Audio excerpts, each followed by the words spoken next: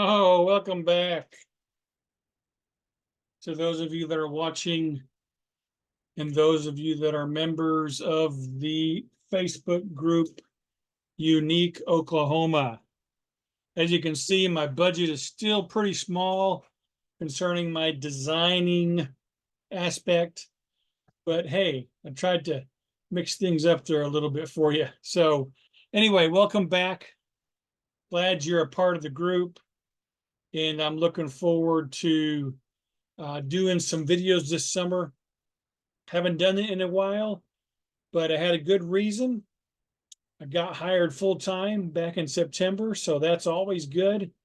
And I got to do what I love to do full time, teaching history and government. And I think this summer I'll have this summer is going to be a great opportunity for me to get my lesson plans all caught up and prepared and to get ahead, as well as doing these videos, because I'm also going to use them for I also teach Oklahoma history, but getting ahead over the summer with all my lesson plans so that I can continue to do these videos throughout the school year. So I'm excited. Welcome back. Let me just share a short video tonight about what I'm planning on doing this summer. I'm going to try to extend two topics that I have done videos about in the past, and this time cover the topics extensively. And now let me tell you what those two topics are. The Butterfield Overland Mail Route and the Beale Wagon Road. Two trails, one for a stagecoach delivering mail, the other for wagons that are engaged in trade. Both two projects that were started in 1857, and both projects pretty much have their first leg going through Oklahoma in what was once called Indian Territory. I will put a link below to some of my old videos, but let me show you a couple maps to show you what I'm talking about.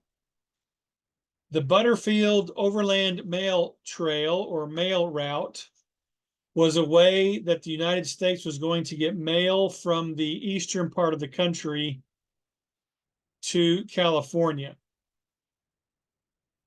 Mail would come from the east to Memphis, Tennessee.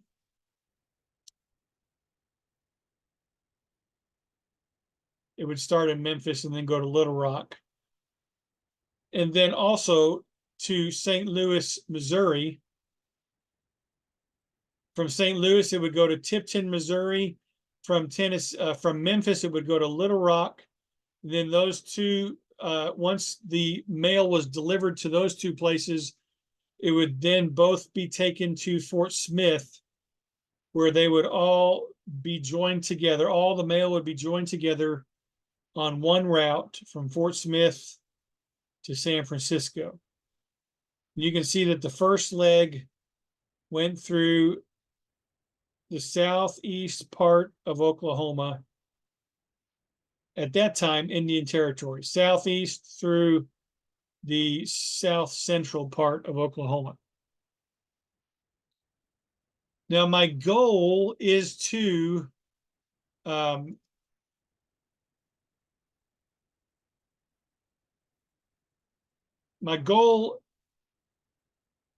try to get to 12 of the stations.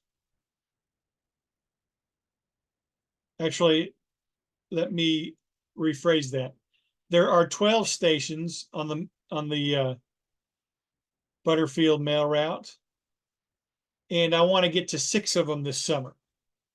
So let me show you where the stations are. So here's Fort Smith. This is the route. And these blue diamonds represent the different stations where the stagecoach would stop so that people could rest. There were some stations that had restaurants or trading posts right next to them so they could get something to eat or drink. They would also trade out for fresh horses or maybe a new stagecoach. But my goal for the summer is to get to these first 6 stations. And then maybe I can get to the last 6 during the fall so that we finish up the Butterfield Overland Mail Route in 2024. Now, along with the 6 stations on the Butterfield Overland Mail Route, I want to make it to 6 sites that were a part of the Beale Wagon Road. So again, let me bring up another map for you. Now, the Beale Wagon Road also started in Fort Smith, and it followed roughly along the 35th parallel, going eventually to Albuquerque and then eventually on to California, on to Los Angeles. Being the 35th parallel, this is now basically what has become I-35. But for our purposes, I want to go to 6 sites that were on the first leg in Indian Territory. So I won't be traversing the whole state, but just going to the 6 sites that go to about as far as Holdenville, Oklahoma. Now, what is special about those sites? Were there stations there like there was on the mail route? No. What we're going to be looking for concerning the Beale Wagon Road are the locations where there were 6 iron bridges. One over the Poto River, one over the Red Bank Creek, one over the Little Samboy Creek, one over Big Samboy Creek, one over Longtown or Frenchman's Creek, and one over the Little River. Now, these bridges are what is unique about this part of unique Oklahoma. They were bridges made out of cast iron. They were constructed in Philadelphia. They had a very unique design.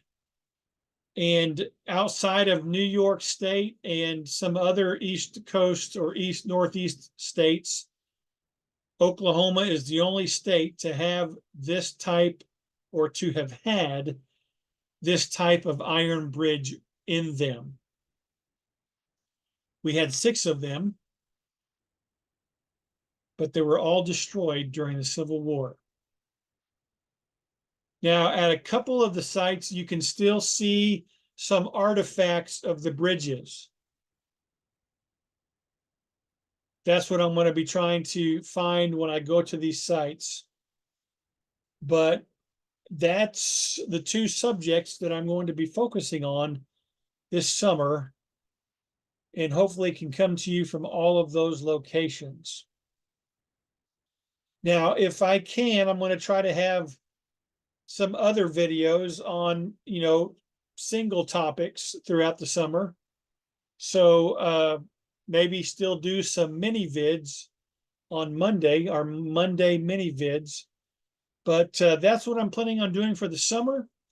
And I'm glad you're a part of this group. I'm glad that you find it somewhat interesting, and that humors me and makes me feel good. I'll try to bring you some good information and some good quality videos. If you have friends or family members who love history and would like this type of content, let them know about the Facebook page, and I think you can add them to the group. And if not, have them send me an invite request and I will gladly add them to the group. So again, thanks for watching this tonight. Be on the lookout for the first video on the first location. Which subject will it be? The Beale Road or the Butterfield mail route? You'll have to wait until next week to see. Until then, have a good evening. Bye-bye.